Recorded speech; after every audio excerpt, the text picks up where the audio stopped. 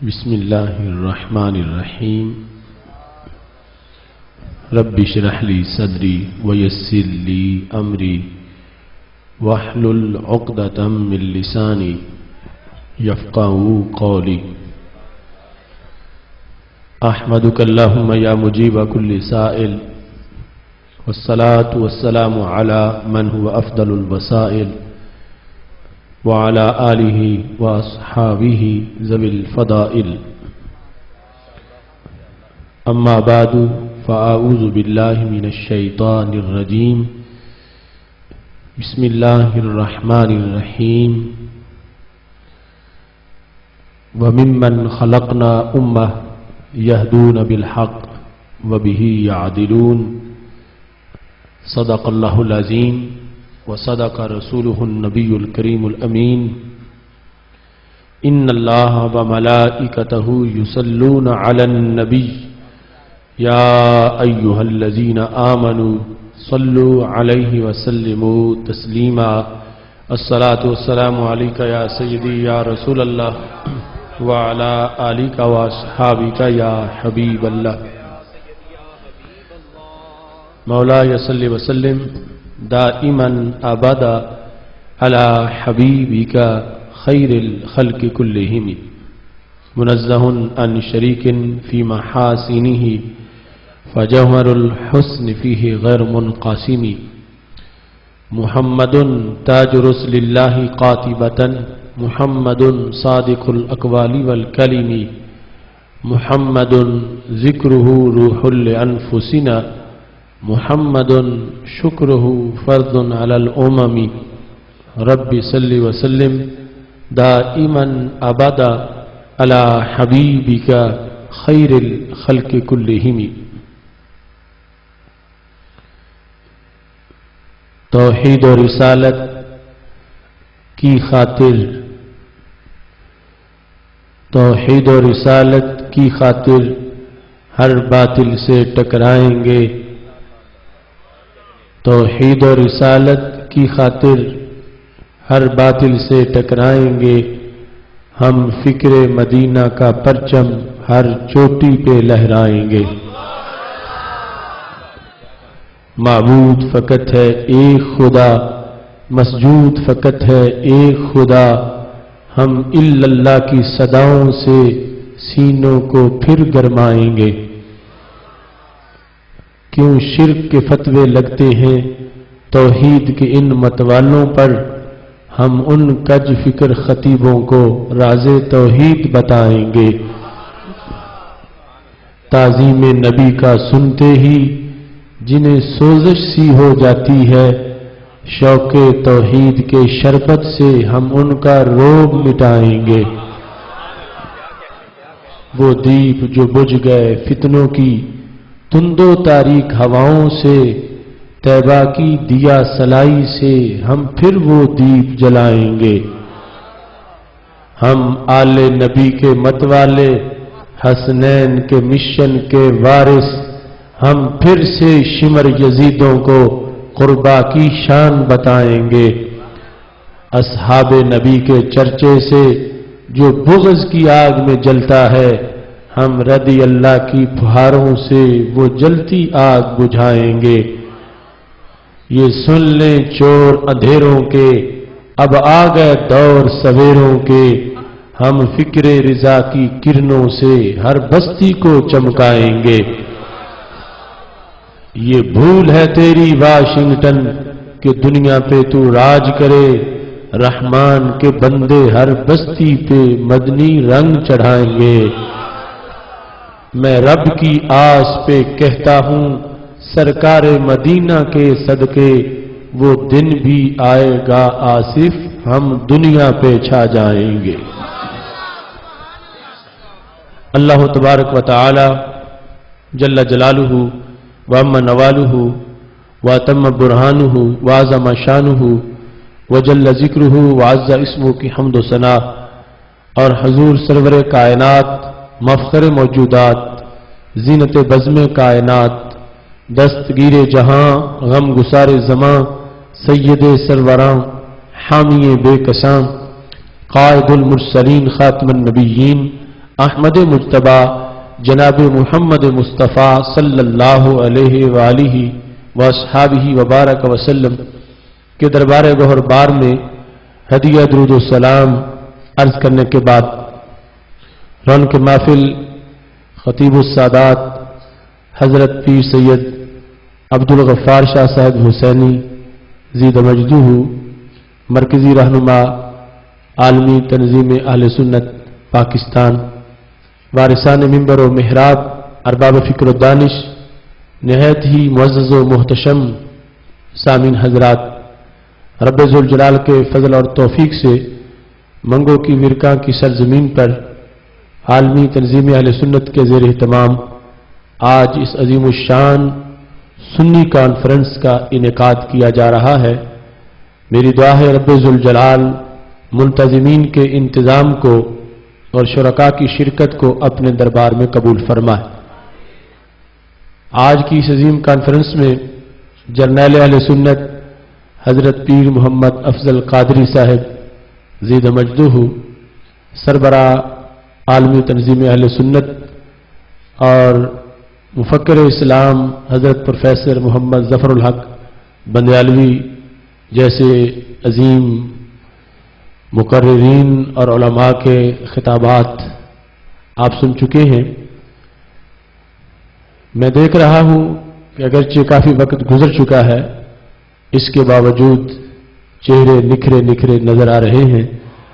क्या मदीना से सबा आई के फूलों में है आज कुछ नई बू, भीनी भीनी प्यारी प्यारी, वाह वाह।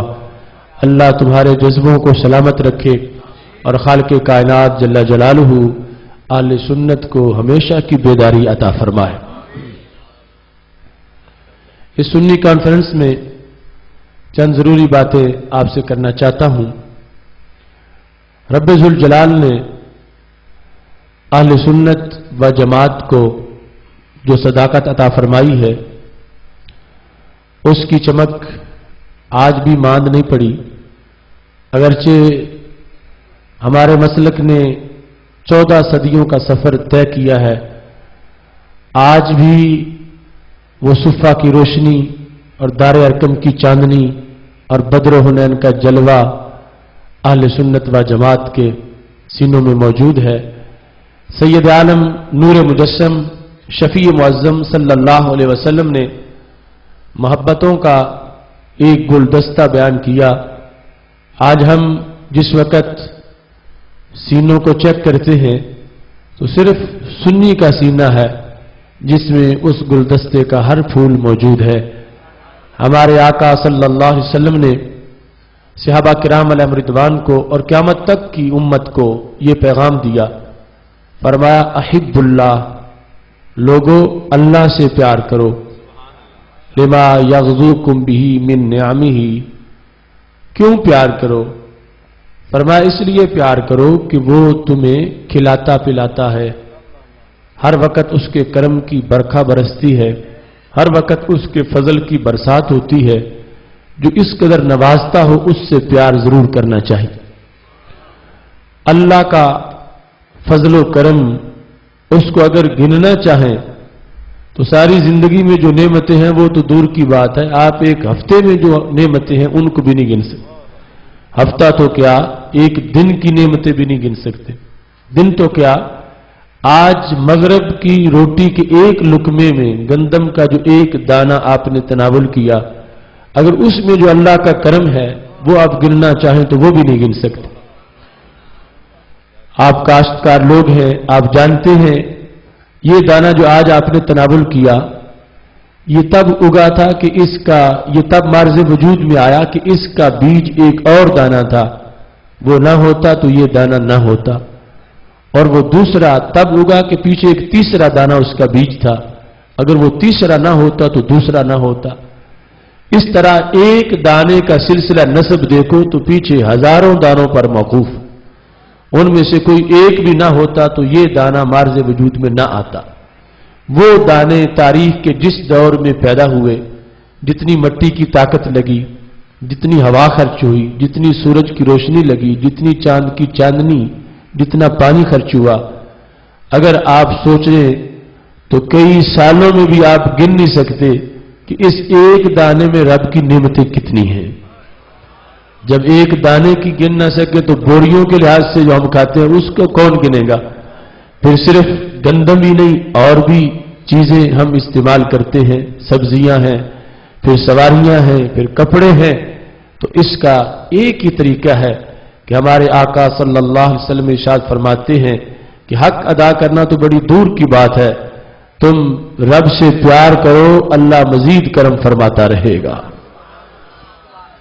اللہ سے پیار کا مطلب محض یہ نہیں ہے کہ کہا جائے مجھے میرے رب سے پیار ہے، ہاں یہ بھی کہنا چاہیے، مگر اللہ سے پیار کا مطلب یہ ہے کہ رب جیسے راضی ہوتا ہے اس کو راضی رکھا جائے، جن کاموں سے وہ ناراض ہوتا ہے ان کاموں سے دور رہا جائے، جن سے راضی ہوتا ہے وہ کام کیے جائیں۔ اللہ سے رضا بڑی لازم ہے اور اللہ سے پیار بڑا ضروری ہے۔ اب دیکھو ایک مختصر سی بات ہے، آپ شاید سمجھتے ہو کہ ہم تو اللہ کی محبت کے خلاف کچھ کرتے ہی نہیں ہیں۔ ایک دن صحابہ کرام علیہم رضوان نے حضرت سعد رضی اللہ تعالی عنہ کی غیرت کا ذکر کیا کہ وہ بڑے غیرت والے ہیں، تو ہمارے آقا صلی اللہ علیہ وسلم نے فرمایا انا اغیر منہ، میں سعد سے بڑا غیرت والا ہوں، واللہ اغیر منی، میرا رب مجھ سے بھی بڑا غیرت والا ہے۔ تو جب بات اللہ کی غیرت تک پہنچ گئی تو صحابہ کرام علیہم رضوان کو بڑا تعجب ہوا کہ ہم تو یہ سمجھتے تھے کہ غیرت ایک انسانی احساس ہے، کیونکہ غیرت کچھ رشتوں کی بنیاد پہ ہوتی ہے، تو اللہ تو ہر رشتے سے پاک ہے، تو اللہ کی غیرت کیا ہے؟ تو رسول اللہ صلی اللہ علیہ وسلم نے فرمایا من اجل ذالک حرم الفواحش، اللہ کی غیرت یہ ہے کہ میری مخلوق میں فحاشی نہیں ہونی چاہیے، میری مخلوق ستھری رہے، جو میں نے اجازت دی وہاں تک رہے، میں نے کہا یہ کھاؤ وہی کھائیں، آگے کچھ نہ کھائیں، میں نے کہا یہ چیزیں تم پی سکتے ہو وہی پیئیں، جو میں نے حرام کیا وہ نہ پیئیں، میں نے آنکھوں کو جو اجازت دی کہ یہاں تک دیکھو وہاں تک دیکھیں، آگے نہ دیکھیں، یہ رب کی غیرت ہے۔ اور جو پھر آگے بڑھتا ہے وہ معاذ اللہ کی غیرت کو چیلنج کرتا ہے۔ اب دیکھیں ایک چھوٹی سی ذات کی غیرت کے خلاف کچھ کیا جائے تو وہ نتیجہ بڑا اس کا خطرناک نکلتا، اور اللہ کی غیرت کے خلاف بندہ اٹھ کھڑا ہو، مثلا جو بندہ گانے سن رہا ہے، جو فلمیں دیکھتا ہے، غیر محرم کو دیکھتا ہے، جو وہ بندہ سود کھاتا ہے، جو بندہ شراب پیتا ہے، اب یہ اللہ کی غیرت کا معاملہ ہے۔ اس نے کہا کہ میں نے جو حرام کیا وہ حرام سمجھو، جو حلال کیا وہ حلال سمجھو، یہ میری غیرت کا مسئلہ۔ آج اگر کوئی شخص ان حرام چیزوں میں لگا ہے اور کہتا ہے میں تو گانے سن رہا ہوں، میں تو ریفریشمنٹ کر رہا ہوں، میں کوئی ناجائز نہیں کر رہا، تو محبوب فرماتے ہیں تم اتنا بڑا جرم کر رہے ہو کہ رب کی غیرت کو چیلنج کر رہے ہو۔ یہ تو چھتری ہے میرے محبوب علیہ السلام کی کہ جس کی وجہ سے آج سہارا ہے، ورنہ کب کے بندر اور خنزیر بن چکے ہوتے۔ تو فرمایا اللہ سے پیار کرو اور اس کے پیار کے پیش نظر وہاں نظر آؤ جہاں وہ تمہیں دیکھنا چاہتا ہے۔ اب نماز کا وقت ہو اور کوئی بندہ بیٹھا ہے باہر نماز نہیں جاتا تو اس کو شیطان نے گھیر رکھا، تو رب فرماتا جب کھاتے میرا ہو تو پھر میرے گھر میں نظر آنا چاہیے، تم شیطان کے ڈیرے پہ مجھے کیوں نظر آتے ہو؟ کہ شیطان میرا بھی دشمن ہے تمہارا بھی دشمن ہے۔ تو اللہ سے محبت کا تقاضا یہ ہے کہ اس کے حکم کو تسلیم کیا جائے۔ اللہ پر ایمان کے لحاظ سے ہم تسلیم تو کرتے ہیں لیکن عملاً اس کا پورا مظاہرہ ہونا چاہیے۔ اس کے بعد دوسرا سبق کیا دیا؟ فرمایا احبونی، صرف رب سے پیار کافی نہیں، مجھ سے بھی پیار کرو، احبونی، مجھ سے بھی پیار کرو۔ اب اس کا سبب کیا ہے؟ حالانکہ یہ فرما سکتے تھے مجھ سے پیار کرو، اگر میں نہ ہوتا تو تم کہاں ہوتے، میں باعث تخلیق کائنات ہوں، میں رحمت ہوں سارے جہانوں کی، مجھ سے پیار کرو کہ قیامت کے دن حمد کا جھنڈا میرے ہاتھ میں ہوگا، جنت کی چابی میرے ہاتھ میں ہوگی۔ یہ ساری وجوہات ہو سکتی تھیں لیکن بڑی عجیب وجہ بیان کی، فرمایا احبونی لحب اللہ، میرے ساتھ اس لیے پیار کرو کہ تمہارا رب بھی میرے ساتھ پیار کرتا ہے۔ احبونی لحب اللہ، میرے ساتھ رب کی وجہ سے پیار کرو۔ तुम्हारी रब वाली मोहब्बत सच्ची तब होगी जब मेरे साथ भी होगी, क्योंकि जो महबूब हो उसके महबूब से भी प्यार होता है। तुम्हारा रब से प्यार हो और मुझसे प्यार ना हो तो रब से भी प्यार झूठा है। सच्चा तब होगा जब मुझसे भी प्यार होगा। तो महबूब अलैहिस्सलाम ने मोहब्बतों के सिरात मुस्तकीम को बयान करते हुए क़यामत तक ये वाज़ेह कर दिया कि मेरी वजह, मेरी मोहब्बत मेरी वजह से है ही नहीं, मेरी मोहब्बत लाजिमी तुम पर अल्लाह की वजह से है। ये उस दिन आपने जवाब दे दिया जो आज कितना लोग उठाते हैं, कहते हैं ये जो सुन्नी है ये है नबी की पार्टी और हम है अल्लाह की पार्टी। तो मेरे महबूब ने फरमाया जो नबी की पार्टी होता है वही अल्लाह की पार्टी होता है, अल्लाह की जुदा पार्टी है ही नहीं। फरमाया अहिब्बूनी लिहुब्बिल्लाह, मेरे साथ तुमने प्यार करना है अल्लाह की वजह से। और फिर यहां भी बात खत्म नहीं हुई, फरमाया अहिब्बू अहले बैती, मेरे अहले बैत से भी प्यार करो।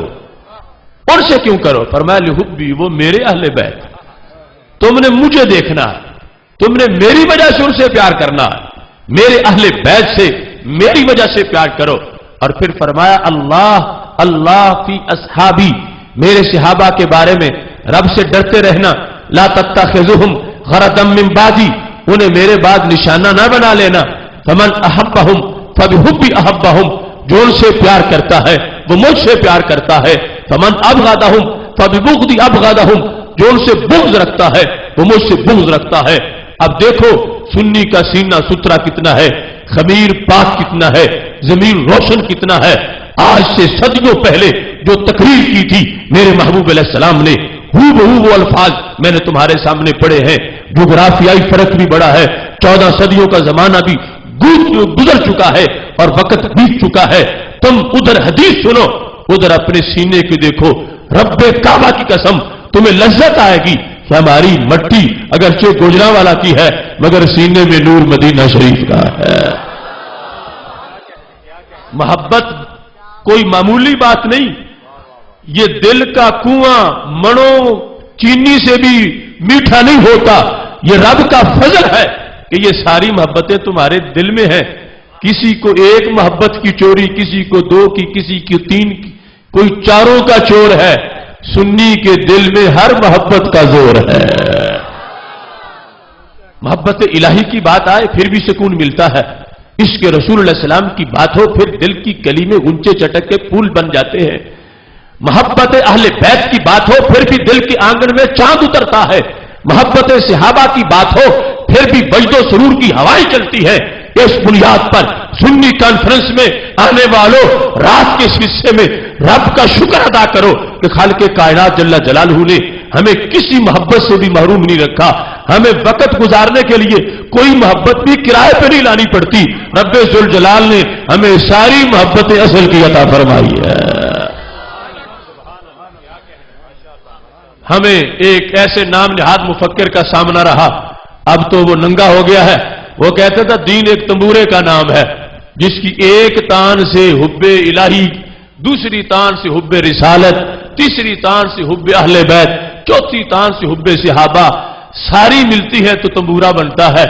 वो इस तरह उधारी मोहब्बतों को इकट्ठा करके कि जिसमें हुब्बे इलाही है उसमें हुब्बे रिसालत नहीं, जिसमें हुब्बे रिसालत है उसमें हुब्बे इलाही नहीं, जिसमें हुब्बे अहले बैत है उसमें हुब्बे सहाबा नहीं, जिसमें हुब्बे सहाबा है उसमें हुब्बे अहले बैत नहीं। वो इस तरह दीन को तंबूरा बना के पेश करता था। तो मैंने कहा दीन तंबूरा नहीं, दीन अधूरा नहीं, दीन पूरे का पूरा है। ये सुन्नी है, इसे कोई मोहब्बत भी किराए पर नहीं लानी पड़ती। हम ही मोहब्बत खुदाबंदी वाले हैं, हम ही मोहब्बत रसूल वाले हैं, हम ही मोहब्बत सहाबा वाले हैं, हम ही मोहब्बत अहले बैत रिदवानुल्लाहि मजमईन वाले हैं। ये वो सुथरा सीना है कि खालिक कायनात ने सारी मोहब्बत अहले सुन्नत को अता फरमाई है। नारे तकबीर, नारे रिसालत, नारे तहकीक, नारे हैदरी, मसलक के हक अहले सुन्नत व जमात। रब्बे जुल जलाल की मोहब्बत कितनी पक्की है, कितनी दिलों में मजबूत है। ये पूरा मजमा इसकी आखिर तक जो मुझे लोग नजर आ रहे हैं, ये पीराने तरीकत, ये उलमाए किराम अपनी जगह रहे, सब मजमे में जो सबसे अनपढ़ हो उसकी अगर तुम बात सामने रखते हो, रब्बे काबा की कसम है 15वीं सदी में जो उसको अकीदा तौहीद हासिल है, ये भी एक बेमिसाल किस्म का अकीदा तौहीद है। अब देख लो, जब सहाबा किराम अलैहिम रिदवान से हमारे महबूब अलैहिस्सलाम ने सवाल किया था अय्युल खल्क़ि आजबु ईमाना, सहाबा ये बताओ सबसे ज्यादा ताज्जुब वाला ईमान किसका है? सहाबा किराम अलैहिम रिदवान ने कहा अंबिया अलैहिस्सलाम का ईमान बड़ा बाइसे ताज्जुब है। तो हमारे नबी अलैहिस्सलाम ने फरमाया जवाब गलत है, मैंने फजीलत वाला नहीं पूछा, मैंने ताज्जुब वाला पूछा। फजीलत और है, ताज्जुब का बायस होना और है। ताज्जुब अरबी जुबान में कहते हैं इदराक अमर खाफी या सबबहू, उस अमर का इदराक जिसका सबब पोशीदा हो। ताज्जुब तब होता है जब सबब का पता ना हो। अब वुजू खाने में टूटी से पानी निकले, आपको कभी ताज्जुब नहीं हुआ, क्योंकि सबको पता है पीछे मोटर है, हौजी है, वहां से पानी आ रहा। और अब इस स्टैंड से अगर पानी निकलना शुरू हो जाए फुहारा, तो तुम्हें ताज्जुब होगा कि कहां से आया, इस वास्ते के सबब का पता नहीं।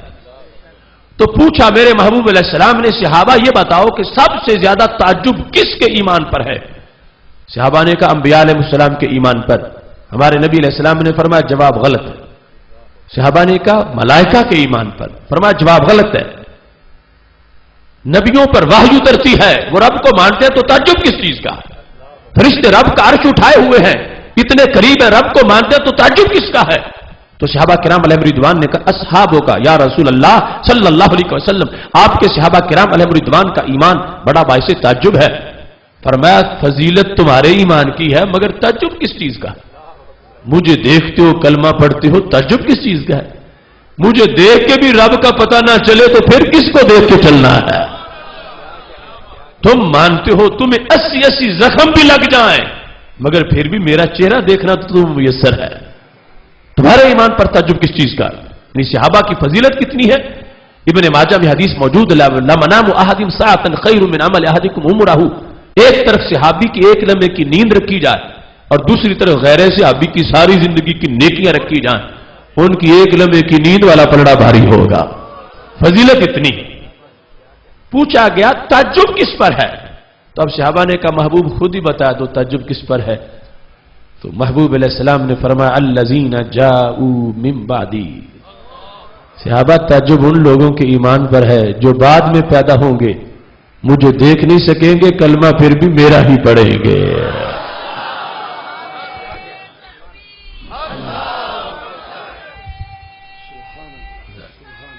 या रसूल अल्लाह या हबीब अल्लाह, तशरीफ। या अली रसूल के गुलाम है, मौत भी कबूल है। गाफिल न हो खुदी से कर अपनी पासबानी, शायद किसी हरम का है तू भी आस्ताना। हम करोड़ों मिल जाएं, एक सहाबी के कदम की खाक तक नहीं पहुंच सकते, मगर एक डिग्री तो हमारे पास भी है। रब का फजल रहे तो वो कितनी बड़ी डिग्री है। हम ना गौस ना कुतुब ना अब्दाल, लेकिन ये डिग्री तो है ना कि हमने देखे बगैर माना है। पहली उम्मतों में नबियों के बिल मुशाफा लोग नहीं मानते थे। अब हजरत मूसा अलैहिस्सलाम के लोगों का जिक्र है कुरान मजीद में, उन्होंने कहा अरे नल्लाह जहरा, मूसा अगर रब को मनवाना है तो हमें रब दिखाओ, हम मान जाएंगे, हम देखे बगैर नहीं मानते। अब उनको पागलों को मूसा अलैहिस्सलाम पे कोई यकीन ही नहीं आ रहा कि ये जो कहते हैं रब है तो हम मान जाए। उन्होंने कहा रब दिखाओ तो फिर मानेंगे। लेकिन इधर सहाबा किराम अलैहिम रिदवान की शान यह है, इन्होंने तकाजा नहीं किया रब दिखाओ, सरकार को देख के रब को मान गए हैं। रुख जैसे आईने में मुसव्विर सजा हुआ, माथे की हर लकीर पे कुरान लिखा हुआ, आवाज जैसे नगमाए फितरत छिड़ा हुआ, आगोश जैसे हो दरे काबा खुला हुआ, कांपे जलाले अर्श मजाज हलीम से, जन्नत को रह जाए कदे मुस्तकीम से। वो अबू दाऊद शरीफ में हदीस शरीफ मौजूद है। हजरत अबू राफी रदी अल्लाह तआला अन्हु कहते हैं बासानी कुरैशुन इला रसूलिल्लाहि सल्लल्लाहु अलैहि वसल्लम, मुझे कुरैश ने सिर्फ संदेशा देके भेजा था, मैं कट्टर मुशरिक था, मैं कोई कलमा पढ़ने नहीं आया था, मैं तो पैगाम लेके जवाब लेके वापस जाना चाहता था। लेकिन कहते लम्मा रईतहु جب میں نے پہلی بار رخ زیبا دیکھا، القیا فی قلبی الاسلام، آنکھیں دیدار کر رہی تھیں، دل اقرار کر رہا تھا۔ صحابہ کی بہت بڑی شان ہے، لیکن سرکار نے فرمایا تعجب تجھ پہ کیسا ہے، مجھے دیکھ کے تم نے رب کو مانا، تم نے مجھے دیکھ کے رب کو مانا۔ فرمایا کمال یہ ہے کہ جنہیں تعجب کی بنیاد پر کہ مجھے دیکھے بغیر بعد میں پیدا ہونے والے جب ان کے پاس قرآن پہنچے گا وہ نخرہ نہیں کریں گے کہ جبریل اب پڑھیں، سرکار اب سنائیں تو پھر ہم مانتے ہیں۔ فرمایا جو ہی قرآن ان کے پاس جائے گا چوم کے سینے سے لگا لیں گے۔ اب دیکھو علم غیب اور اپنے سینوں کی شان، اس بھرے مجمع میں کوئی ایک شخص بھی ایسا نہیں ہے کہ جس کے گھر میں قرآن پڑا ہے اور اس کو کبھی شک گزرا ہو کہ اردو بازار لاہور کا چھپا ہوا ہے، پتہ نہیں یہ وہی ہے جو ہمارے نبی علیہ السلام پہ اترا تھا یا کوئی اور چھاپ کے کسی نے رکھ دیا، کیونکہ جو جن پر اترا تھا نا وہ دیکھے ہیں، جن کے سامنے اترا تھا وہ بھی نہیں دیکھے۔ آج تک کسی کو شک نہیں گزرا، تمہیں یہ خیال ہی نہیں آیا ہوگا اس بات کا کہ ہم کوئی تصدیق تو کر لیں، کسی سے پوچھ تو لیں کیا یہ وہی ہے۔ ہر ایک شخص کے دل میں 100% سے بڑھ کے یقین ہے۔ یہ کھیتوں میں ہل چلانے والے کاشتکار، آج تک کسی کو یہ خیال نہیں آیا ہوگا کہ ہم کسی کے پاس جا کے گواہی کو لیں کہ یہ وہی قرآن ہے جو ہمارے نبی علیہ السلام پہ 14 صدیوں پہلے اترا تھا۔ جب یہ خیال نہیں آیا تو پھر ماننا پڑے گا۔ سرکار نے ہر سینے کے دیکھ کے فرمایا تھا، صحابہ تعجب ہے، بعد میں پیدا ہوں گے، قرآن جائے گا نخرہ نہیں کریں گے، چوم کے سینے سے لگا لیں گے۔ یہ ایک چلتی پھرتی حقیقت ہے، اپنے دل سے پوچھ کے تم ہر بندہ گواہی دے سکتا ہے۔ یہ غیب کی خبریں ہیں اور یہ سرکار دو عالم صلی اللہ علیہ وسلم نے ہمیں کوٹا دیا ہے، ورنہ ایمان چھوٹی سی چیز پر بھی بڑا مشکل ہے، اتنی بڑی کتاب پر ایمان، اس کے لیے تو بڑے تقاضے ہونے چاہیے تھے بظاہر، لیکن ہر شخص نے اس کو مانا ہے اور ایک لمحہ بھی انکار نہیں کیا۔ یہ ہے وہ نبی علیہ الصلوۃ والسلام کا دیا ہوا جذبہ جس کی بنیاد پر کل بھی صداقت کے جھنڈے لہرا رہے تھے اور آج بھی صداقت کے جھنڈے لہرا رہے ہیں۔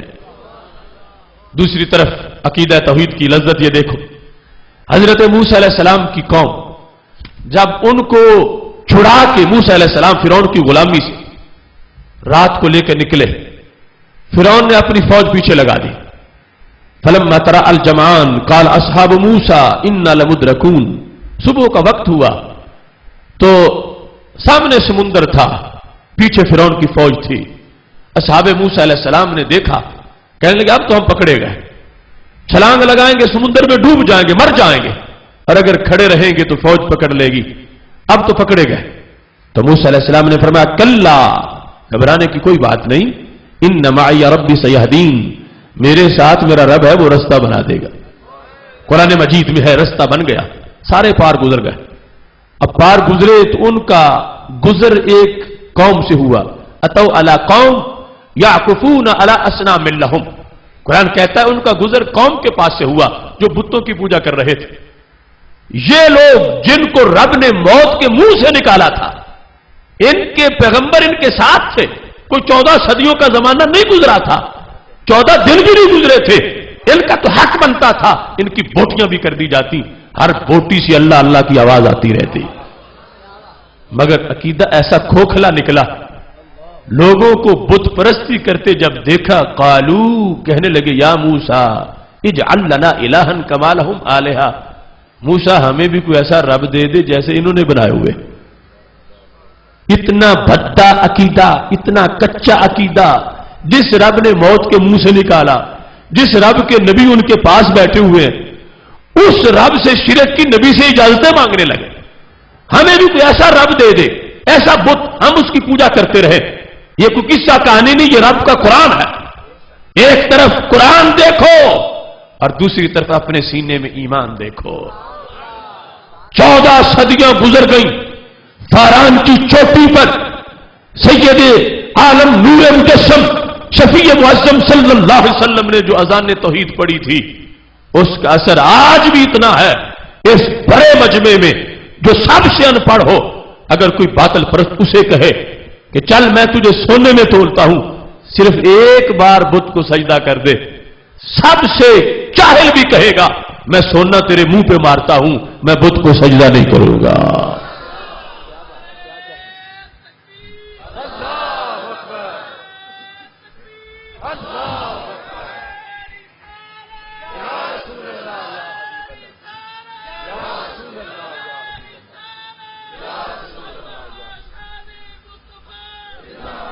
سنی کانفرنس میں بیٹھنے والوں، یہ کتنا زمینی حقیقت ہے، کتنا کرم ہے، 12ویں کی شب کا کتنا فیض ہے۔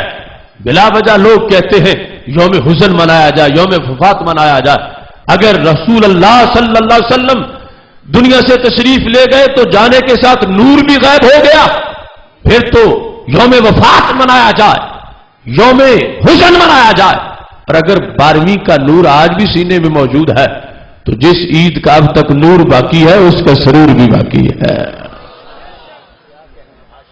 رسالت کے لحاظ سے وہ حب رسالت کس قدر سینوں میں جلوہ گر ہے، اس حب رسالت کی بنیاد پر آج بھی دیکھو یعنی کس طرح ہمارے عقیدے چمک رہے ہیں اور جلوہ اس کا موجود ہے۔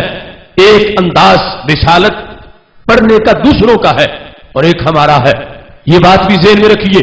توحید و رسالت میں سے پہلے نمبر کا عقیدہ توحید ہے اور دوسرا رسالت ہے، لیکن سمجھ توحید کی اسے آتی ہے جسے رسالت کی پہلے سمجھ آ چکی ہو۔ سمجھنے کے لحاظ سے رسالت پہلے ہے، رسالت کا پتہ نہ ہو تو توحید کا پتہ چل ہی نہیں سکتا۔ یہی تو وہ نقطہ ہے جب قریش مکہ نے ہمارے نبی علیہ السلام سے یہ پوچھا تھا کہ تم کہتے ہو خدا ایک ہے، تو خدا کے ایک ہونے کی دلیل کیا ہے؟ تو محبوب نے فرمایا تھا خدا کے ایک ہونے کی دلیل میری رسالت ہے، پہلے مجھے سمجھو۔ کس طرح فرمایا تھا؟ فرمایا فقد لبثت فیکم عمرا من قبلہ افلا تعقلون، قرآن مجید کی آیت ہے۔ فرمایا میں کہیں باہر سے آ کے آج نبوت کا اعلان نہیں کر بیٹھا، میری زندگی کے 40 سال تمہارے ماحول میں گزرے ہیں، یہ دلیل ہے کہ خدا ایک ہے۔ کیوں؟ فرمایا 40 سال کا ہر سال دیکھو، ہر سال کا ہر مہینہ دیکھو، ہر مہینے کا ہر دن دیکھو، ہر دن کا ہر گھنٹہ دیکھو، ہر گھنٹے کا ہر منٹ دیکھو، ہر منٹ کا ہر سیکنڈ دیکھو۔ اگر 40 سال کے ایک سیکنڈ میں بھی میں نے جھوٹ نہیں بولا تو آج بھی سچ بول رہا ہوں، خدا ایک ہے، میں اس کا رسول ہوں۔ خدا کی الوہیت پر دلیل اپنے آپ کو کہا فقد لبثت فیکم عمرا من قبلہ افلا تعقلون، پھر عقل نہیں تم میں؟ مجھے دیکھ کے مجھ سے دلیلیں مانگتے ہو، حالانکہ تبلیغ کا انداز نرم ہوتا ہے لیکن ضرورت پڑے تو گرم بھی ہو جاتا ہے۔ عقل کی بات کرو، تم عقل نہیں، سورج دیکھ کے پھر پوچھتے ہو، میں جو خود تمہارے سامنے ہوں تم مجھے صادق بھی کہتے ہو، امین بھی کہتے ہو۔ جس نے بچپن میں جھوٹ نہ بولا بڑا ہو کے جھوٹ کیسے بولے گا؟ میرے کہنے پہ تم نے ماننا ہے کہ خدا ایک ہے، کیونکہ میں کہتا ہوں اور تم میرے صداقت پہ گواہی دیتے ہو۔ بخاری شریف میں موجود ہے، جب آپ نے دعوت دی تو قبیلوں کے سردار سارے اس ایک میٹنگ میں بلا لیے، سارے اکٹھے ہوئے۔ وہ جو کعبۃ اللہ کے ساتھ پہاڑی ہے اس پر آپ نے جلوہ گر ہو کے فرمایا اگر میں یہ کہہ دوں کہ پیچھے سے لشکر آ گیا ہے، حل انتم مصدقیہ، کیا تم میری بات کی تصدیق کرو گے؟ حالانکہ تمہیں لشکر نظر نہیں آ رہا، نہ گھوڑوں کی آواز، نہ گرد و غبار، نہ کوئی اور خبر دینے والا، صرف میں کہہ دوں کہ لشکر ہے، کیا تم مانو گے؟ تو سب نے بیک زبان کہا ہاں ہم مانیں گے۔ تو محبوب علیہ السلام نے فرمایا دیکھے بغیر کیوں مانو گے؟ تو انہوں نے کہا ما جربنا علیک الا صدقا، اس لیے مانیں گے کہ تمہاری زبان سے سوائے سچ کے کبھی نکلے ہی نہیں کچھ، ہمیں تجربہ ہی نہیں جھوٹ کا تمہارے بارے میں، تم نے ہمیشہ سچ ہی بولا ہے، تو آج بھی ہم کہیں گے تم سچ بول رہے ہو۔ تو محبوب علیہ السلام نے فرمایا اگر میرے کہنے پر دیکھے بغیر لشکر مانتے ہو تو میرے کہنے پر دیکھے بغیر میرے رب کو بھی تسلیم کر جاؤ۔ اس واسطے جن کو رسالت کا قرب میسر تھا کہ یہ جھوٹ نہیں بولتے، انہیں پتا چل گیا کہ پھر اللہ بھی ایک ہے، اور یہی سبب تھا کہ رب ذوالجلال نے بیان توحید خالص سورہ اخلاص میں اپنی توحید سے پہلے رسالت کا ذکر کیا۔ فرمایا قل هو اللہ احد، محبوب آپ فرماؤ وہ اللہ ہے، وہ ایک ہے۔ हालांकि तौहीद तो हुआ से शुरू होती है, हुवल्लाहु अहद, वो अल्लाह है, वो एक है। यहां से कलाम भी पूरा है, बात भी पूरी है, लेकिन क्या सबब है कि रब्बे जुल जलाल ने सूरह इखलास को हुआ से नहीं शुरू किया, हुवल्लाहु अहद, वो अल्लाह है, वो एक है, बल्कि फरमाया कुल, महबूब आप बताओ ना इनको, वो अल्लाह है, वो एक है।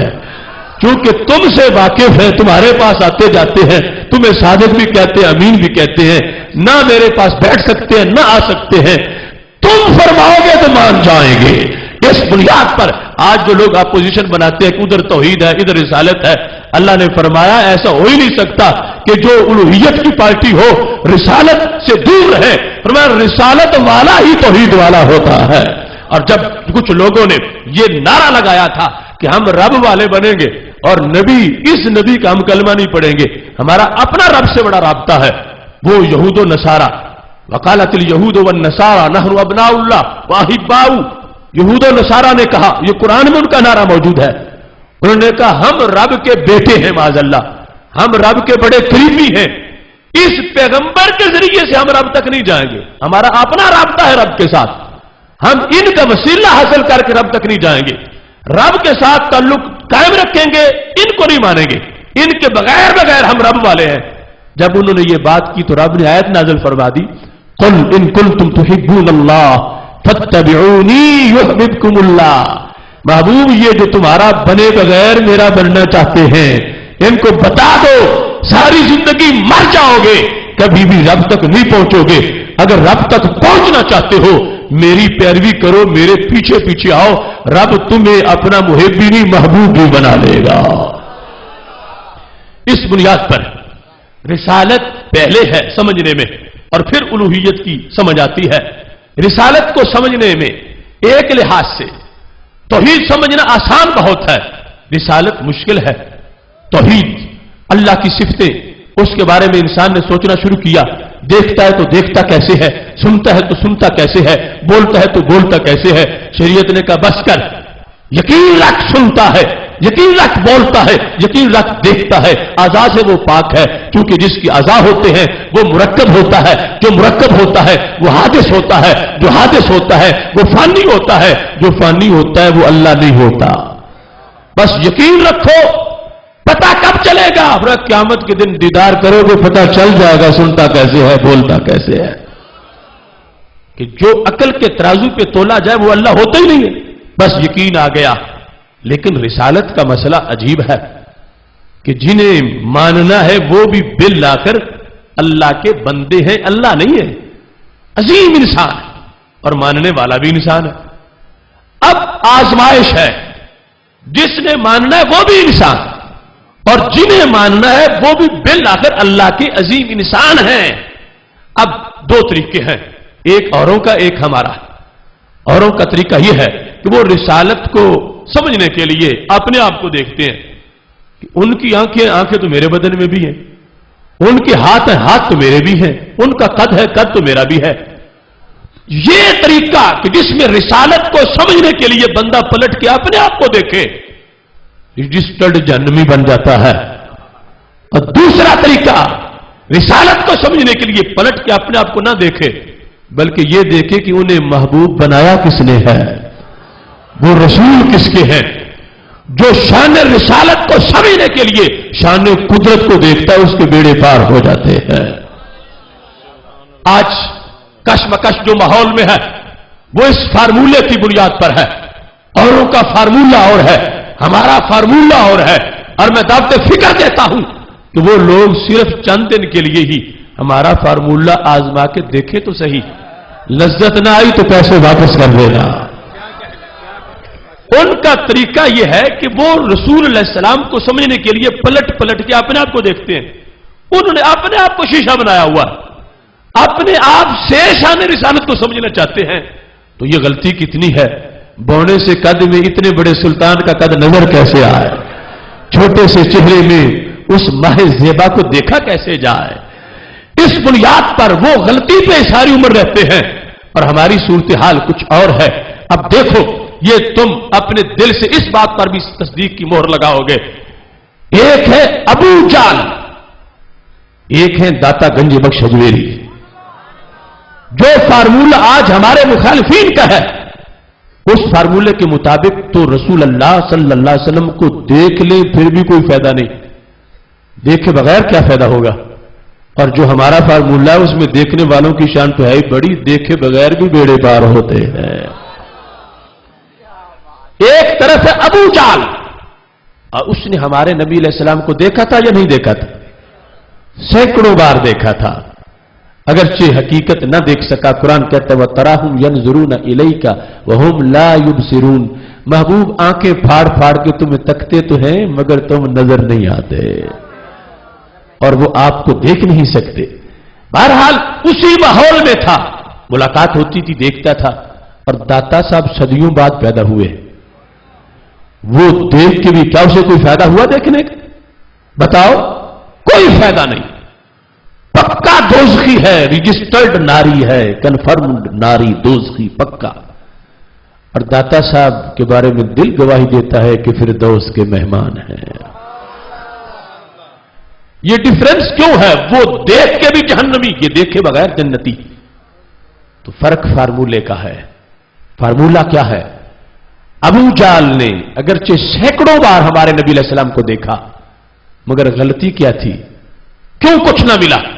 کہ اس نے جب بھی دیکھا اپنے جیسا سمجھ کے دیکھا، جب بھی دیکھا اپنے جیسا سمجھ کے دیکھا تو جہنمی رہا۔ اور داتا صاحب نے ساری زندگی ان جیسا کسی کو نہیں دیکھا، رب نے بیڑے پار کر دیے ہیں۔ اب دیکھو رسالت کے لحاظ سے دعویٰ ان کا بھی ہے، دعویٰ ہمارا بھی ہے۔ بات سوچنے کی ہے، وہ ہم سے جھگڑا کرتے ہیں، کہتے ہیں یوں مانو جیسے ہم مانتے ہیں، دیکھا انہوں نے بھی نہیں، دیکھا ہم نے بھی نہیں۔ ہم کہتے ہیں ہمیں بھولا مت جانو، ٹھیک ہے ہم نے دیکھے بغیر مانا ہے مگر دیکھنے والوں کے کہنے کے مطابق مانا ہے۔ صحابہ کرام علیہم رضوان ان کا جو انداز تھا، اب بخاری شریف میں موجود ہے، میرے محبوب علیہ الصلوۃ والسلام جماعت کرا رہے تھے، یوں ہاتھ اونچا کیا پھر نیچے کر لیا، قدم آگے بڑھائے تھے پھر پیچھے کر لیے، جب سلام پھیرا تو صحابہ کرام علیہم رضوان نے پوچھا یا رسول اللہ صلی اللہ علیہ وسلم یہ معاملہ کیا تھا، کس وجہ سے اس طرح کیا؟ تو محبوب علیہ السلام نے فرمایا تناولت عنقودا من الجنہ، جب میں نے ہاتھ اونچا کیا تھا تو جنت کا گچھا پکڑ لیا تھا۔ اب جانتے ہو جنت کتنی دور ہے؟ زمین سے آسمان تک 500 سال کا سفر ہے، حدیث شریف میں ذکر ہے۔ ہر آسمان کی موٹائی 500 سال کی ہے، ہر آسمان دوسرے آسمان تک کا درمیان میں خلا 500 سال کا ہے۔ 7 آسمانوں کے پار جنت ہے، اور پھر اس کی بلندی اور پھر اس کا باغ ہے۔ میرے محبوب علیہ السلام کھڑے مدینہ شریف کی زمین میں ہے اور ہاتھ جنت بری میں پہنچا ہے۔ 5-6 مقامات پر بخاری شریف میں یہ حدیث شریف موجود ہے۔ اب ایک ہے ان کا ماننے کا انداز، ایک ہے ہمارا انداز۔ وہ کہتے ہیں ان کے بھی 2 ہاتھ ہیں، ہمارے بھی 2 ہاتھ ہیں، ان کے بھی 2 قدم ہیں، ہمارے بھی 2 قدم ہیں۔ یہ پوری رٹ لگائیں تو کہتے ہیں یہ سیرت النبی علیہ الصلوۃ والسلام کانفرنس ہو رہی ہے۔ تو میں کہتا ہوں موضوع اور ہے، تقریر اور ہے۔ موضوع ہے سیرت النبی علیہ السلام، اور دلیلیں تم دیتے ہو 2 ہاتھ بتا کے سیرت انسان کی۔ یہ تو بچے کو پتا ہے ان کے ہاتھ 2 ہیں، یہ تو بچے کو پتا ہے ان کے قدم 2 ہیں۔ سیرت النبی علیہ السلام تب بیان ہوگی جب یہ بیان کرو گی کہ بتاؤ قد اونچا کتنا ہے، بازو لمبا کتنا ہے، ہاتھ کھلا کتنا ہے۔ وہ کھڑے زمین پہ ہیں، ہاتھ جنت بری میں پہنچا ہے۔ اتنی 1000 سال کی مسافت دور تک جس ہاتھ کو جانے میں منٹ نہ لگے، اس کو مدینہ شریف سے منگوں کی ورکہ آنے میں کتنی دیر لگے گی؟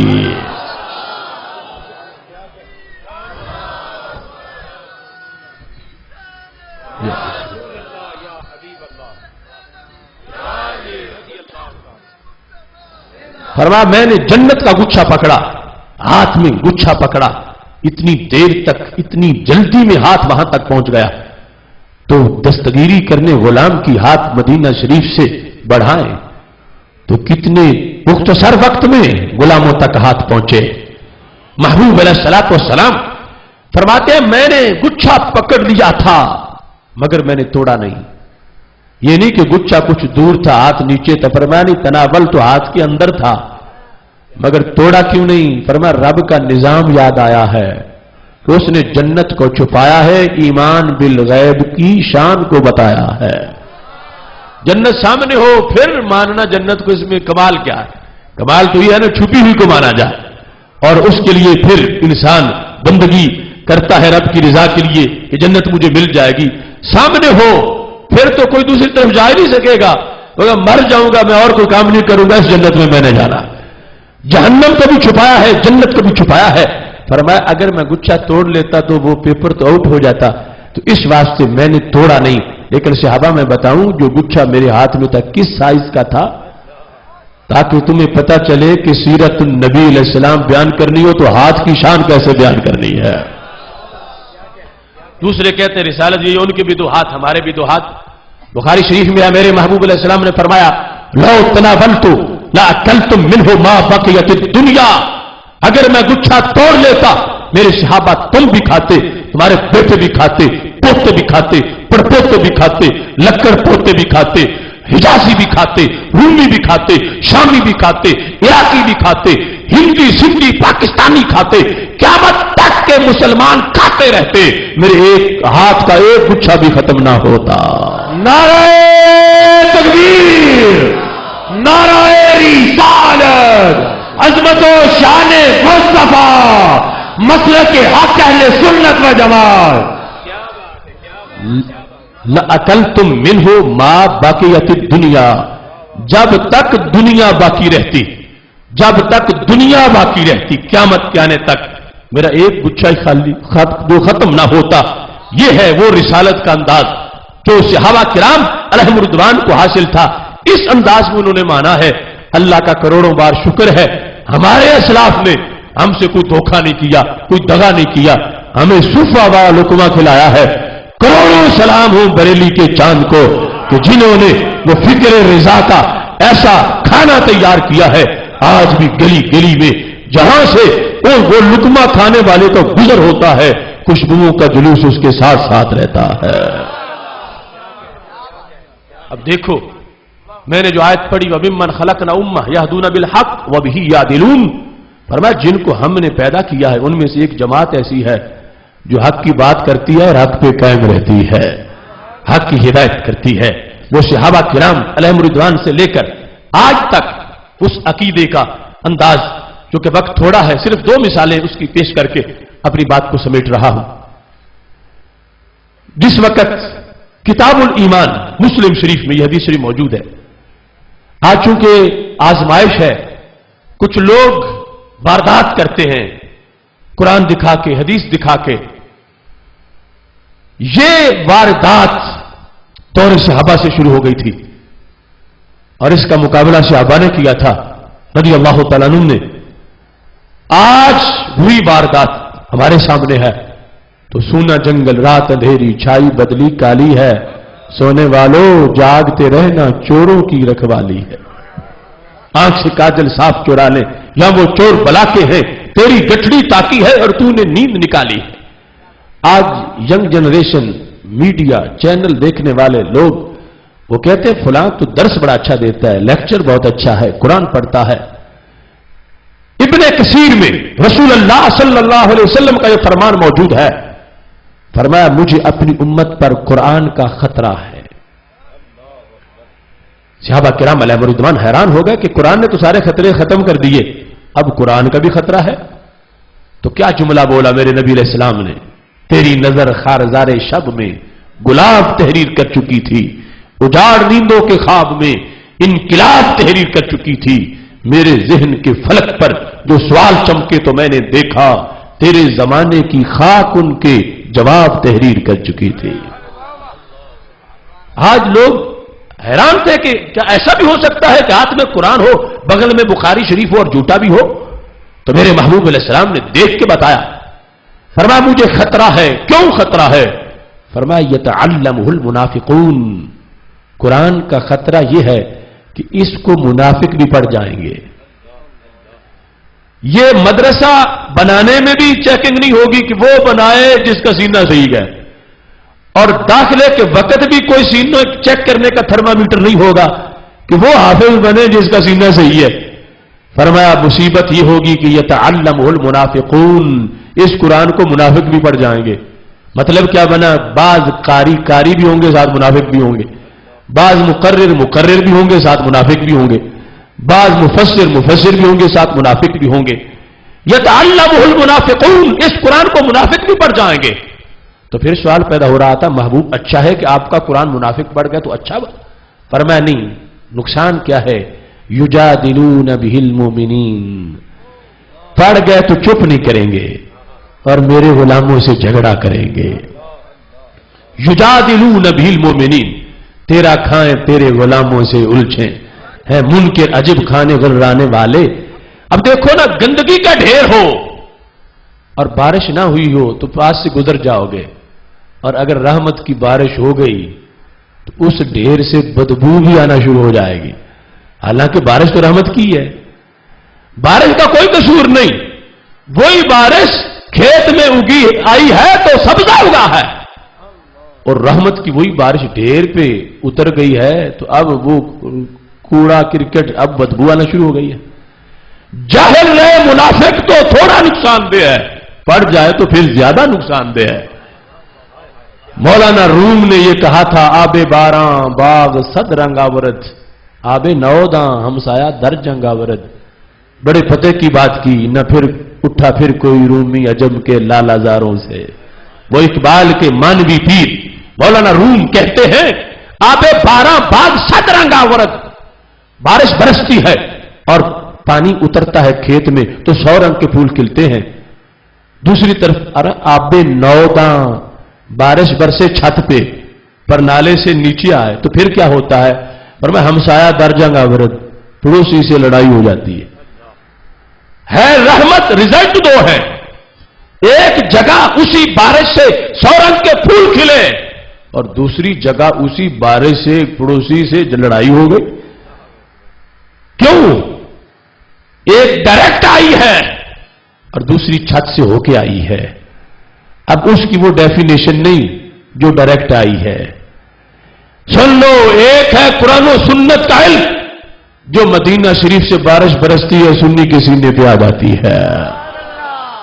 دوسری ہے وہ بارش میں کوئی شک نہیں، پانی طہور ہے، پاک کرتا ہے، مگر جب بارش برس رہی ہو اور چھت سے پانی پر نالے سے نیچے گزر رہا ہو اور تم گلی میں کھڑے ہو اور کسی پر نالے کا پانی پڑ جائے، تم اگرچہ کوئی شیخ الحدیث کوئی فقیہ زمان نہ بھی ہو، اگر وہ بندہ تجھ سے پوچھے اب میں نماز پڑھوں یا نہ پڑھوں، یہ پانی پر نالے کا مجھ پہ پڑ گیا ہے، تو آپ کہیں گے مجھے اوپر چڑھ کے چھت دیکھ لینے دو. اگر چھت صاف ہے تو میں کہوں گا پڑھ لو، اگر چھت پہ گندگی ہے تو میں کہوں گا کپڑے پلید ہو گئے ہیں. ہے تو وہی آسمان سے اتری تھی، تم قسم اٹھا سکتے تھے کہ پاک ہے. اب جب گندگی چھت کی ہے تو تم قسم اٹھا سکتے ہو کہ جس کپڑے کو لگا وہ کپڑا بھی پلید ہے. بلا تمثیل قرآن و سنت ابر کرم ہے، مگر جس عقیدے کی چھت سے ہو کے نیچے آ رہا ہے، صرف قرآن دیکھتے ہو وہ چھت دیکھتے ہی نہیں ہو کہ کس چھت سے پانی ہو کے پرنالے سے نیچے گر رہا ہے. اس چھت کو سامنے رکھو تو پھر لال مسجد کا اور عام مسجد کا فرق واضح ہو جائے گا. آب نوداں ہمسایا در جنگ آورد، پرنالے سے پانی اترے وہ ہمسائے سے ہی لڑائی ہو جاتی ہے. ہم مطلقاً علم کی بات نہیں کرتے، علم فطور بھی ہے، علم نور بھی ہے. یتعلمہ المنافقون، اس کو منافق پڑھ جائیں گے. فیجادلون بہ المؤمنین، پھر مومنوں سے جھگڑا کریں گے. تم کہتے ہو یہ گرنتھ تو پڑھ نہیں رہا، قرآن پڑھتا، لہجہ بھی بڑا اچھا ہے، تقریر بڑی اچھی کرتا ہے، تو میں یہ کہتا ہوں چیتے کی آنکھ لے کے دیکھا کرو، پیچھے دماغ کسی شیطان کا تو نہیں ہے. پیچھے وہ چھت کہاں سے پانی آ رہا ہے، کہاں سے پانی آ رہا ہے. مدارس ان کے بھی ہیں، مدارس ہمارے بھی ہیں، مگر رب کعبہ کی قسم ان کے مدارس میں 8-9 سال لگا کے کوئی نکلے چوک میں کھڑا ہو ابو اندھیرا لگتا ہے. ہمارا مدرسہ تو کیا جلسے میں بیٹھ کے اٹھے تو ممتاز حسین قادری بنتا ہے.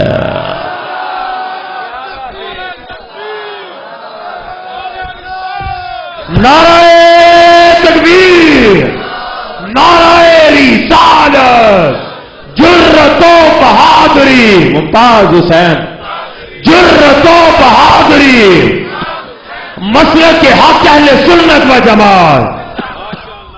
اب دیکھیے بخاری شریف، مسلم شریف، کتاب الایمان مسلم شریف کی حضرت یزید الفقیر راوی ہیں. میں مجنون لیلا کی داستان نہیں، میں حوالے سے قرآن کے بعد اب سنت پیش کر رہا ہوں. یزید الفقیر کہتے ہیں دورے صحابہ تھا، شغفنی رأی من رأی الخوارج، تو مجھے خارجیت اچھی لگی تو میں خارجی بن گیا. یہ ایک رافضی ہوتا ہے، ایک خارجی ہوتا ہے. جو نہ رافضی ہو نہ خارجی ہو وہ سنی ہوتا ہے. ہمارے دائیں بائیں دو طرح کی وادیاں ہیں. تو وہ فتنہ تھا خارجیت کا. یہ رافضی خارجی ایک ہی کھوٹے سکے کے دو رخ ہیں. کہتے ہیں مجھے خارجیت اچھی لگی. وکن نظوی عدد، کن نظوی عدد کہتے ہیں ہم تھوڑے نہیں، پوری تبلیغی جماعت تھی ہماری. زوی عدد تھوڑے نہیں تھے، پوری جماعت تھی. اور ہم گھر سے نکلے تھے، ہمیں ہمارے استادوں نے کہا تھا کہ تم نے ساری عمر تبلیغ کرنی ہے. کہتے ہم گئے حج کرنے تو ہم نے کہا حج کریں گے پھر تبلیغ کریں گے. کہتے ہیں رستے میں مدینہ شریف آ گیا تو ہم نے کہا چلو مدینہ شریف آ ہی گیا ہے تو ہم مسجد نبوی شریف میں جا کے نماز پڑھ لیں. اب یہ خارجی سوچ دیکھو. میرے امام نے کہا ان کے تو فعل حج بھی خدا نے کرا دیے، اصل مراد حاضری تو اس پاک در کی ہے. اور وہ کہتے ہیں کہ مدینہ شریف ویسے ارادے میں نہیں تھا، آ گیا ہے، اب بھی روضہ رسول صلی اللہ علیہ وسلم کی طرف نہیں جانا، بس نماز پڑھنی ہے، نماز پڑھ لیں. نماز پڑھنے گئے تو آگے درس حدیث ہو رہا تھا. 15ویں صدی نہیں، دورے سے آبا ہے. درس حضرت جابر بن عبداللہ رضی اللہ تعالیٰ عنہ دے رہے تھے. موضوع حدیث شفاعت تھا کہ قیامت کے دن رسول اللہ صلی اللہ علیہ وسلم چلو بھریں گے، ایک ہی چلو میں کروڑوں جہنمیوں کو نکال کے جنت عطا فرما دیں گے. یہ باقاعدہ حدیث میں ہے. اور ایک چلو میں کوئی یہ نہ سمجھے کہ کروڑوں کیسے آئیں گے. ابھی میں نے بتایا ہے کہ ان کے ہاتھ میں کتنا کچھ آتا ہے. اب اس چلو میں بیٹھنے کی امید وہ رکھے جس کا عقیدہ ان کے کھلے ہاتھوں کا ہو، اور جو کہے کہ ان کے ہاتھ میرے جیسے ہے تو اس ہاتھ میں تو ایک بھی نہیں بیٹھ سکتا، کروڑوں کیسے بیٹھے گے. تو محبوب علیہ السلام کی شفاعت والی حدیثیں حضرت جابر رضی اللہ تعالیٰ عنہ بیان کر رہے تھے. 15ویں صدی کی بات نہیں، دورے سے آبا ہے. اور منگوں کی ورکاں کی بات نہیں، مسجد نبوی شریف کی بات ہے. اور اشرف آصف جلالی کی تقریر نہیں، حضرت جابر کی تقریر ہے رضی اللہ تعالیٰ عنہ. تو کیا ہو گیا؟ کہتے ہیں یزید الفقیر میں بالکل نو عمر تھا، میں اٹھ کے کھڑا ہو گیا. اتنی جرت جسارت. کہتے ہیں میں نے کہا یا صاحب رسول اللہ صلی اللہ علیہ وسلم ما ھذا الذی تحدثون، اے صحابی رسول، صحابیوں کی اتنی غلط تقریر کرتے. اب دیکھو جسارت. اگر ہمارے سامنے کوئی بول پڑے تو افسوس کس چیز کا، ہم کس کھیت کی مولی ہے. وہ صحابہ اور مسجد نبوی شریف. اور ایک نو عمر اٹھ کے کہتا ہے تم تو تقریر غلط کر رہے ہو. حضرت جابر رضی اللہ تعالی عنہ نے فرمایا کیوں، میں نے کیا غلطی کی؟ اب یہ سب کچھ مسلم شریف کتاب الایمان میں موجود ہے. کہ میں نے غلطی کیا کی؟ تو یزید الفقیر چونکہ خود راوی ہیں، اس وقت بگڑے ہوئے تھے اور بعد میں توبہ کر گئے. کہتے ہیں میں نے کہا تم قرآن کے خلاف تقریر کرتے ہو، میں تمہاری بات مانوں یا رب کا قرآن مانوں؟ اب یہ زور ہے خارجیت میں.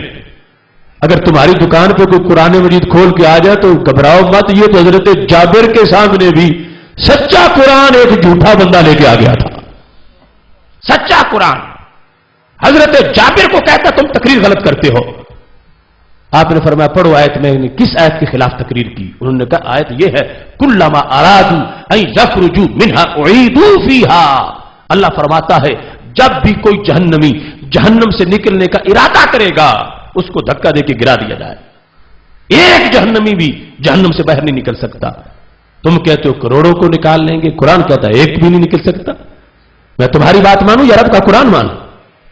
اب سوچو یہ 15ویں صدی کا جھگڑا نہیں. کچھ لوگوں کا خیال ہے کہ یہ ملاؤں نے بنا لیا ہے کہ ایک نے ایسے گزارا کرنا ہے دوسرے نے ویسے گزارا کرنا ہے. اب وہ صحابی حضرت جابر رضی اللہ تعالیٰ عنہ اور ان کے جلسے میں مسجد نبی شریف میں لڑائی ہو گئی, جھگڑا ہو گیا. وہ نوعمر کہتا ہے تم تقریر غلط کرتے ہو, اور ساتھ ہاتھ قرآن پڑھ رہا ہے, آیت پڑھ رہا ہے. حضرت جابر گھبرائے نہیں, قربان جاؤں ان کے حوصلے پر. اگر آج قرآن پڑھ کے واردات کرنے والوں کی نسل موجود ہے تو حضرت جابر کے روحانی بیٹے بھی موجود ہیں. حضرت جابر رضی اللہ تعالیٰ عنہ نے جب یہ سنا کہ یہ میرے سامنے قرآن پڑھ رہا ہے, فرمایا اتقرأ القرآن, کیا تم قرآن پڑھتے ہو؟ اس نے کہا نعم, ہاں میں قرآن پڑھتا ہوں. فرمایا افسوس تم علم کے یتیم خانے میں پلے ہو, تم نے قرآن پڑھا ہوتا تو میری تقریر میں جھگڑا نہ کرتے. هل سمعت بمقام محمد المحمود الذي يخرج الله به من يخرجه, اس قرآن میں کیا مقام محمود والی آیت تمہیں نظر نہیں آئی؟ تو یزید الفقیر کہتے ہیں میں نے کہا وہ آیت تو پڑھی ہوئی ہے, عسى ان يبعثك ربك مقاما محمودا, وہ آیت تو مجھے آتی ہے. تو استادوں نے اس کا ترجمہ نہیں بتایا, اس کا مطلب نہیں بتایا کہ وہ مقام محمود کیا ہوتا. یزید الفقیر کہتے ہیں مقام محمود کی تعریف نہیں انہوں نے بتائی, بہرحال آیت پڑھی ہوئی ہے. حضرت جابر نے کہا مقام محمود ہی تو وہ جگہ ہے جہاں معاشر کے دن میری نبی علیہ السلام جلوہ گر ہوں گے, عرش کی دائیں جانب کرسی لگے گی, ایک چلو بھریں گے, کروڑوں جہنمیوں کو نکال کے جنت عطا فرما دیں گے. اب خلاصہ کیا نکلا؟ حضرت جابر رضی اللہ تعالی عنہ نے فرمایا قرآن بھی سچا ہے, میں بھی سچا ہوں, جھوٹی خارجیت ہے, جھوٹے تم ہو, تم قرآن پڑھ کے میرے سامنے واردات کرنا چاہتے ہو, تمہیں شرم نہیں آتی؟ یہ آیت جو پڑھ رہے ہو اس سے پہلے پڑھو, بات کس کی ہو رہی ہے؟ اب دیکھو دورے صحابہ میں واردات کرنے والے قرآن پڑھ کے صحابی کو جھوٹا ثابت کرنا چاہتے, جھوٹا خود ہے, سچا قرآن سچے صحابی ہیں. جب آپ نے فرمایا پہلے پڑھو, پہلے کس کا ذکر ہے؟ کل ما سے پہلے کس کا ذکر ہے؟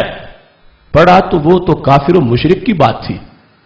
تو حضرت جابر نے کہا قرآن یہ کہہ رہا ہے کوئی کافر و مشرک جہنم سے نہیں نکلے گا, جب بھی ارادہ کرے گا اس کو دھکا دے دیا جائے گا. فرمایا میں نے کافر و مشرک کے نکلنے کی بات نہیں کی, میں نے تو نبی کے غلاموں کے نکلنے کی بات کی ہے. اس وقت واردات ہوگی تو اب تو 14 صدیاں گزر گئی ہیں. تم کہتے ہو وہ ترجمے کا کورس کرا رہا ہے, قرآن پڑھ رہا ہے, اب کدھر جائیں, قرآن پڑھ رہا ہے, قرآن بتا رہا ہے. صحابی کے سامنے ایک جھوٹا انسان سچا قرآن پڑھ رہا تھا. قرآن اس کی حمایت نہیں کرتا مگر اس نے اپنا گواہ بنایا ہوا ہے. حضرت جابر رضی اللہ تعالیٰ عنہ نے سمجھایا تو یزید الفقیر کہتے مجھے سمجھ آ گئی. مجھے نہیں کہتے, پوری ہماری جماعت جو تھی سوائے ایک کے ہم سمجھ گئے کہ بات اصل میں کیا ہے. ہم نے خارجیت سے توبہ کر لی, ہم پھر سنی بن گئے. کہتے ہیں جب ہم واپس لوٹ کے گئے تو جنہوں نے ہمیں زہر دیا تھا, جن اساتذہ نے, انہوں نے کہا تم نے تو حلف اٹھایا تھا کہ ساری زندگی تبلیغ کریں گے, توبہ کر کے واپس کیوں آ گئے ہو؟ اب جواب سنو حضرت جابر کے شاگرد کا. یزید الفقیر نے کہا اترون الشیخ یکذب علی رسول اللہ صلی اللہ علیہ وسلم, دل نہیں مانتا جابر جیسا نورانی چہرہ اور جھوٹ بولے.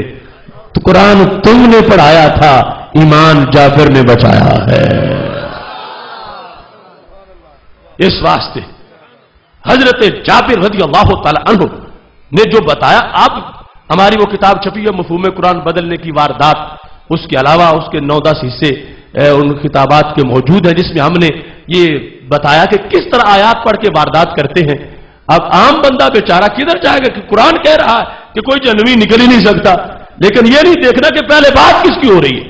یہ دھاندلی کی جا رہی ہے آج مفہوم قرآن پر, ترجمہ بدلے بغیر ما قبل ما بعد کے لحاظ سے دھاندلی ہو رہی ہے. رب کا فضل ہے, اللہ کے فضل سے توفیق سے ہم ادارہ صراط مستقیم پاکستان کے پلیٹ فارم سے آج بھی اس فکر صحابہ کو, فکر اہل بیت اطہار رضوان اللہ علیہم اجمعین کو اجاگر کر رہے ہیں. اللہ کے فضل سے سینکڑوں ہزاروں لوگ اس گمراہی کے دلدل سے نکل کے ادارہ صراط مستقیم کے پلیٹ فارم پر آ چکے ہیں. کتنے علماء ہیں ان کے جو طے ہوئے, مماتی گروپ کے اور دوسرے غیر مقلدین کے, باقاعدہ اب ہمارے جلسوں میں وہ ہمارے ساتھ تقریریں کرتے ہیں. یہ آج ہمارے لیے سب کے لیے ضروری ہے کہ سنی کانفرنس کا عالمی تنظیم اہل سنت کے پلیٹ فارم سے یہ دسترخوان ہے کہ مت کسی کے پیچھے چل پڑو کہ قرآن ہاتھ میں ہے، بخاری ہاتھ میں ہے. پہلے دیکھو کہ بارش ہو کہاں رہی ہے، پر نالا کہاں لگا ہوا ہے. وہ چیک کرنے کے بعد پھر دیکھو تو پتا چلے گا کہ سیدھی سڑک یہ شہر شفاعت نگر کی ہے. دوسری بات عرض کرتے ہوئے بات ختم کرتا ہوں. ابن کثیر نے البدایہ والنہایہ میں لکھا ہے ہمارے رسول صلی اللہ علیہ وسلم کے آخری صحابی یعنی حضرت ابو طفیل رضی اللہ تعالیٰ عنہ جو نبی اکرم صلی اللہ علیہ وسلم کے وصال کے 1 صدی بعد جن کا وصال ہوا، وہ راوی ہے. وہ کہتے ہیں کہ حضرت فراس کی عمر چھوٹی تھی، ان کے ابا جی حضرت عمر ان کو اٹھا کے لائے، ہمارے نبی علیہ السلام کے سامنے بٹھایا اور کہا ان کے سر کو درد ہو رہا ہے، محبوب اب ان کو دم کر دیں. تو نبی اکرم صلی اللہ علیہ وسلم نے یوں ماتھا پکڑا انگلیوں میں، تو چمڑا پکڑ کے کھینچ کے چھوڑا تو 2 اثر واضح ہو چکے تھے. درد جا چکا تھا اور جہاں نورانی انگلیاں لگی وہاں نور کا منہ مبارک پیدا ہو چکا تھا. اتنی مشہوری ہو گئی، لوگ زیارت کرنے آتے کہ وہ لائٹ نکلتی، منہ مبارک چمکتا چہرے پر، یعنی اس ماتھے پر. ابو طفیل کہتے ہیں لما کان زمن الخوارج، ابھی صحابہ کا دور تھا کہ خارجی فتنہ شروع ہو گیا، خارجی پیدا ہو گئے. تو یزید الفقیر کے بعد یہ دوسری گواہی ہے کہ حضرت فراس جو ہے وہ خارجی بن گئے. جو ہی سنی عقیدہ چھوڑ کے خارجی بنتے گئے ساقطت الشارع، وہ منہ مبارک روٹ کے کہیں غائب ہو گیا. اب حضرت فراس کے ابا جی کو پتا چلا کہ میرا بچہ خارجی بن گیا ہے. انہوں نے کمرے میں بند کر دیا. قیدہ فحبسہ مخافۃ ان یلحق بہم، اس کو زنجیروں میں جکڑا، کمرے میں بند کیا، تالا لگا دیا. کیوں؟ فرمایا اندر مر جائے اچھا ہے، میں اس کو کسی بد عقیدہ کی تقریر نہیں سننے دوں گا. دیکھو آج لوگ وقت پر دھیان نہیں کرتے کہ بیٹا بیٹھتا کس کے ساتھ ہے، جاتا کہاں ہے، جمعہ کہاں پڑھتا ہے، تقریریں کس کی سنتا ہے. اور جب باپ مر جائے بچہ کہتا ہے جنازہ نہیں پڑھوں گا، مشرک مر گیا. پھر لوگ کہتے ہیں اب اولاد ہے کیا کریں. پہلے دیکھنا چاہیے. حضرت عمر نے بڑا ایکشن لیا، بچے کو جکڑ کے بند کر دیا. تو کیا وہ کسی شیخ کے پاس جا کے بیٹھتے تھے، کسی یہودی کی تقریریں سنتے تھے، کسی عیسائی کے پاس جاتے تھے؟ مدینہ شریف میں وہ خارجیوں کی تقریر سنتے تھے. خارجی جو نبی علیہ السلام کو قیامت کے دن مشکل کشا نہیں مانتے. آج ان کی کئی ٹولیاں ٹولے کئی انہوں نے نام رکھے ہوئے ہیں. خارجیوں کے پاس جانے پر کہ ان کا درس قرآن نہ سنیں. لوگ کہتے ہیں آج یہ فکر رضا والے، یہ لوگ شدت والے بڑے ہیں، تنگ دماغ ہیں، نیرو مائنڈڈ ہیں، کہتے ہیں ادھر بھی نہ جاؤ ادھر بھی نہ جاؤ. میں کہتا ہوں صحابہ سے مڈ کے براڈ مائنڈڈ کون ہوگا؟ کھلے دماغ والا بچہ، انہوں نے بھی اپنے بچوں کو کون زنجیروں میں جکڑتا؟ مگر صحابی نے جکڑ کے بند کر دیا کمرے میں کہ میں اس کو ہر جلسے میں نہیں جانے دوں گا. اب پیر طریقت کا کیا کردار ہوتا ہے، عالم دین کا کیا کردار ہوتا ہے؟ آج اگر ہم سارے اپنا فرض سنبھالیں ہماری اولادوں کو کوئی اغوا نہ کر سکے. تو پیر طریقت ابو طفیل ان کو پتا چلا کہ وہ فراس خارجی بن گئے. انہوں نے کہا چلو چل کے سمجھاتے ہیں. کہتے ہیں فدخلنا علیہ، جس کمرے میں وہ بند تھے ہم داخل ہو گئے. فوعظناہ، ہم نے جا کے سمجھایا، دلیلیں دی کہ پہلا عقیدہ صحیح تھا، یہ جو تم نے اب اپنایا نا یہ جھوٹ ہے، فریب ہے، فراڈ ہے، دجل، کذب، خیانت، یہ تو قرآن پڑھ کے واردات کرتے ہیں، تم نے ان کی بات مان لی. تو حضرت ابو طفیل رضی اللہ تعالیٰ عنہ کہتے ہیں میں سمجھاتا رہا، یہ خارجیت کا کاٹا ہوا کو بہت کم ہی بچتا ہے. یہ نہیں کہ خارجیت سچی ہے، یہ ہے کہ زہر بڑا گہرا ہے. اب صحابی سمجھا رہے ہیں، حضرت فراس کوئی بات ہی نہیں مانتے. بالآخر حضرت عمر ابو طفیل نے ایک ایسی دلیل دی کہ فراس کے ذہن کے 14 طبق روشن ہو گئے. سنی دلیل. کیا دلیل تھی؟ کہنے لگے الم تری الی برکت رسول اللہ صلی اللہ علیہ وسلم قد سقطت. فراس مجھے اس بات کا جواب دو، اگر یہ خارجی عقیدہ سچا ہے تو پھر چہرے کا نور بجھ کیوں گیا ہے؟ اگر یہ عقیدہ سچا ہے، وہ منہ مبارک کدھر گیا؟ وہ جو تمہارے ماتھے پہ ہوتا تھا وہ منہ مبارک کدھر گیا ہے؟ حضرت ابو طفیل کہتے ہیں فراز کو سمجھ آ گئی، انہوں نے سنی ہونے کا اعلان کیا، رد اللہ تلک شعرۃ الی جبہتہ، کہتے جو ہی سنی بنے منہ مبارک اڑتا اڑتا ماتھے کے ساتھ آ کے لگ گیا۔ یہ ہے سنی کانفرنس کا پیغام، اپنی اولادوں کو بچا، امام خطیب اپنے علاقے کا خیال کریں، اور یہ صداقت ہے اہل سنت و جماعت کی۔